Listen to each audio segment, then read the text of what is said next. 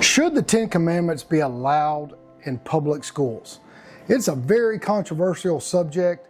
Some people on the one side of the argument are adamant that they should. Others, not so much. And somebody who has had a Christian upbringing and then had a lot of questions about Christianity and then ultimately becoming a director of a very spiritual organization, I have a lot of legitimate concerns about it. And I think if we are ever going to shrink in divides in this nation, that we should learn how to practice the art of listening, even if it's controversial, even if it goes against our own belief system, so we can better understand the people on the other side and possibly come to a reasonable solution. That's very difficult for most people because they get pissed off so easy, really easy. Let's just think about it. So in this exercise, and I ask you to stay with me because I think you will find this extraordinarily valuable in how you ask your own self questions. We're going to go through the Ten Commandments, and let's just see, because as I was raised, I just automatically thought, man, who cares if they put them up or not? Like, it can't hurt anything, right? You just think, it's the Ten Commandments. What can be wrong with them? Let's just examine them first.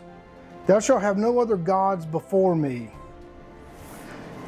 That's interesting because the Ten Commandments are out of the Torah, which is the first 5 books of the Bible, and that is Jewish law. Christians adopted a lot, if not most, of the Jewish law, and Jesus himself was a Jew. There are a lot of gods in the Bible. Most people don't realize that. Most people that faithfully go to their Christian denomination every Sunday don't fully understand how many gods there are in the Bible.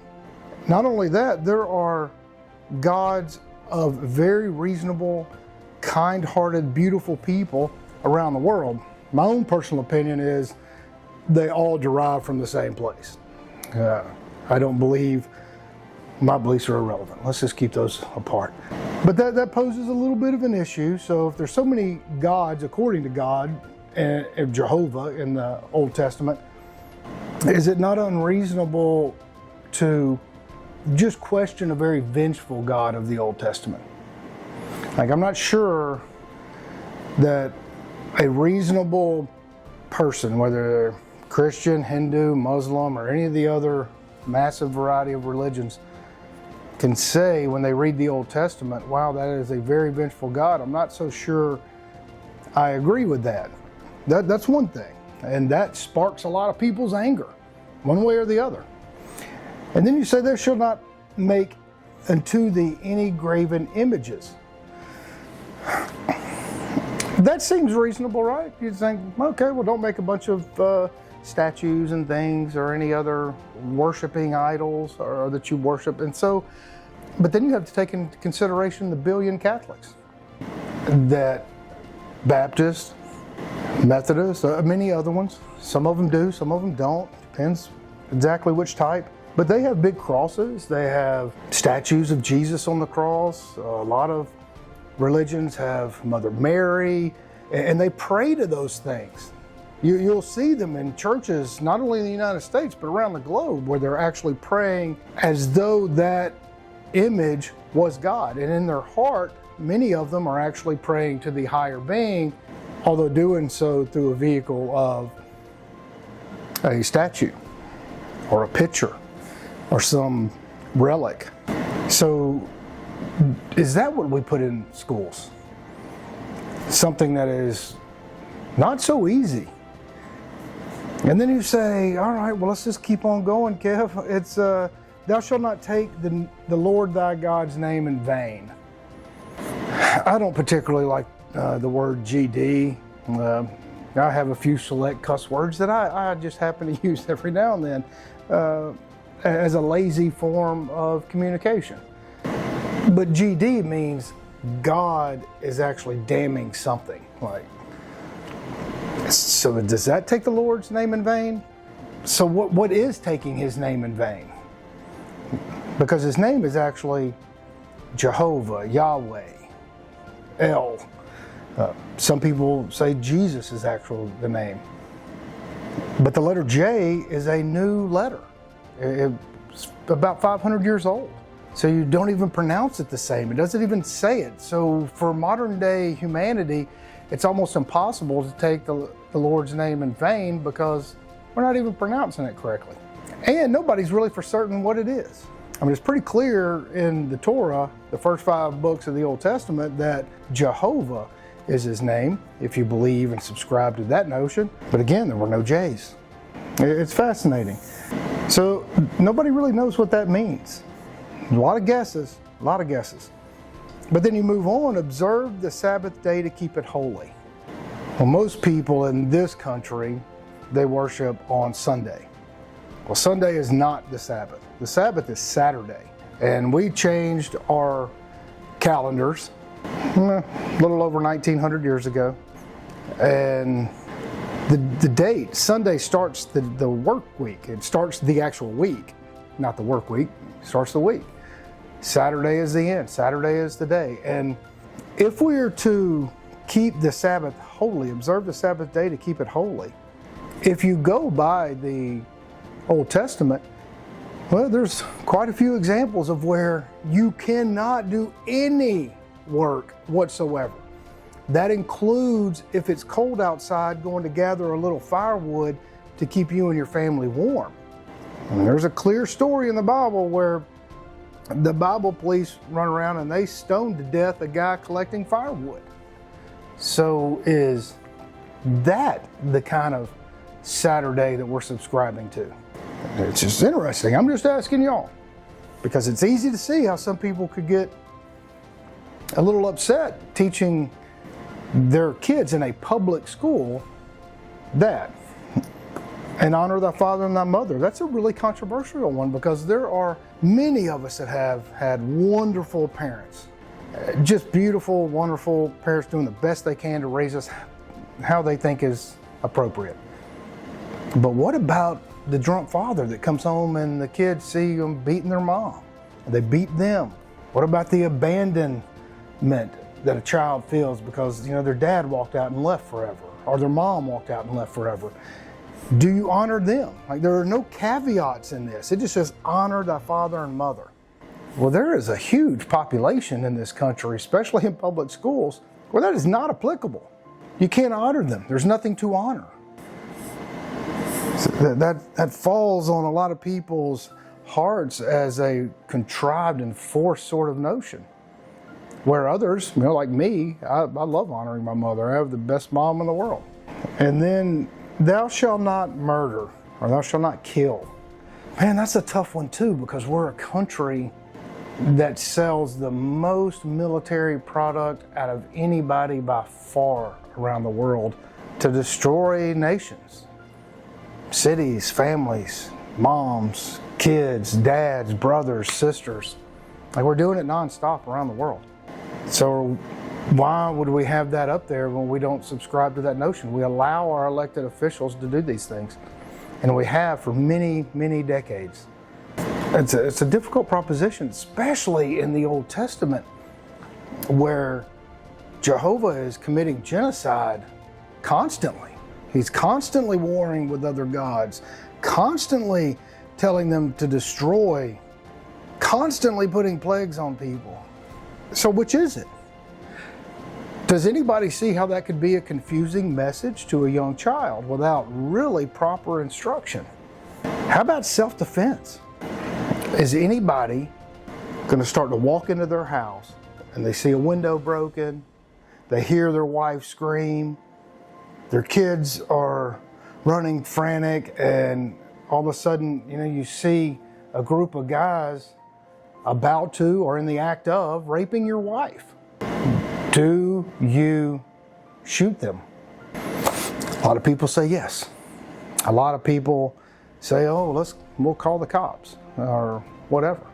That's an interesting thing. Do you defy the word of God by protecting yourself and your family? Because if you do protect yourself and you have no other option, whether it's your life or your loved one's life, versus the bad guy that is assaulting you, and there's no other thing to do except to take their life. Wow. So that means we're defying God. It's just fascinating. So shouldn't we have these conversations with our young ones first before we just start throwing up 10 Commandments all over the place? It's fascinating. I don't know. I'm asking y'all. I'd love to hear your comments. How about thou shalt not commit adultery? That's a big one too. Committing adultery. Committing adultery in your heart. Committing adultery in your eyes in a quick thought or passing. Or physically committing adultery. How about whenever you're going through a divorce? How about you've already separated and for certain you're getting a divorce, but you found a mate that is just kind and loving and giving you the nourishment and fulfillment that you need, and you happen to have sexual relations with them? Well, that's defying God's word. So do we put that up? I don't know. Thou shalt not steal. I think this is the one of the commandments that I can fully get behind. Except for the fact that we condone stealing through taxation. So what is mine now becomes everybody's, and I am forced to buy merchandise of war to fund the destruction and death of people that I don't have any beef with. They're not trying to get me or you. So that's a difficult one. They're all kind of difficult. Thou shalt not bear false witness against your neighbor. Don't make up stuff and lie about your neighbor. And that seems pretty reasonable, right? I mean, first of all, why would you do it? Even if you don't like them. Like, it doesn't make any sense, really. But then thou shalt not covet. Thou shalt not covet thy neighbor's wife, or his slaves, or his property. So of course in the Old Testament, slaves are a handy item that are looked upon as something you just have. And that sends a whole bunch of mixed messages too. Then, whenever you really think about it, okay, these 10 Commandments are a historical document and a religious and sacred document to many people. So that is something our children should know, in my opinion. But how about the Vedas? How about the Hindus' yoga practices of mind, body, and spirit? That connection. How about the energetic chakras? How about the meditating Buddha? How about the different prayers of worship in the Muslim faith? Shouldn't all of those in a healthy, well-balanced education be allowed? If you're going to put up one, shouldn't you put up the other main ones at least? It's just a question. I find it extraordinarily interesting because on the surface you think, well, there's nothing really wrong with it. But then you really think, you start using what the infinite, what God has given us to really use our mind, to really use our heart, to expand our critical thinking and think, okay, well, if I am sending my son or daughter to this public school, then compulsory, you're forced to do it, then wouldn't we collectively want them to have the broadest possible education that they can have so they can filter out information in their own exercises of critical thinking to know what is right and wrong? Just a suggestion. Here at the Mystics of Texas, we ask these kind of questions because we believe it is fundamental to our own individual spiritual journey. That there are certain things in every single religious belief system that we can take, we can pull them out and say, oh, okay, that makes sense. I'm not really so sure about this other thing. I think we need to discuss it. I think we need to figure it out. We need to meditate on it. We need to figure out how to better communicate. We need to figure out how to separate divides. We need to figure out how to be boldly honest with the intent in our heart to not criticize for the sake of criticism, but to critically think and make real, open, honest opinions of, hey, this thing is good or bad, right or wrong. And some things there's a big gray area. And if we can't have that sort of discussion on something as simple, simple as the New Testament and the Old Testament, and especially the Ten Commandments that we're talking about now, posting the Ten Commandments in public schools, then how will we ever get to a place of peace and harmony with each other if we can't openly and honestly listen to the others?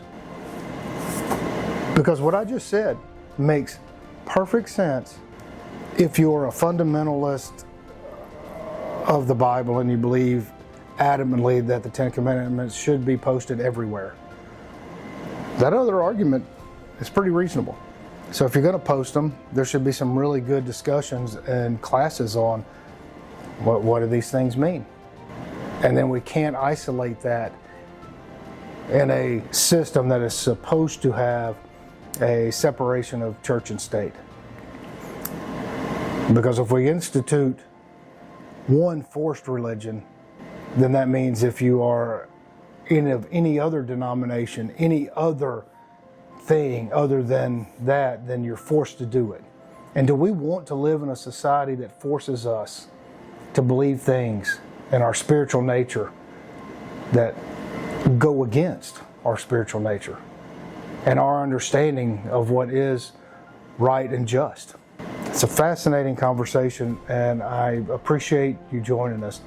And if you like questioning yourself, questioning belief systems, getting to the heart of practicing listening, the art of knowing yourself, which is extraordinarily difficult to do, then come see us. We're here every single Sunday at 1:15. We get together with fantastic presentations.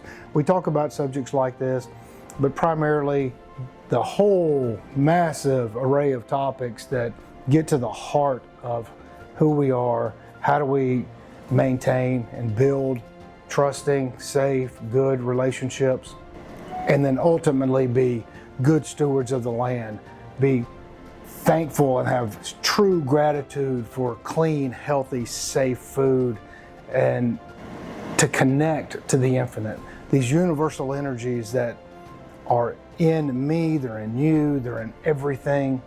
Everything has movement from the smallest level to the largest. Everything has energy. Everything has its own resonance, its own vibration. And we can connect to that infinite energy through meditation. And we do that here. And if that appeals to you, then check us out at themysticsoftexas.com and come out here at 1:15 if you're in the local area, right on the Louisiana-Texas border, about 20-ish minutes from Marshall and about 25-30 minutes from Shreveport or Bossier. So thanks again, and we'll see you next time.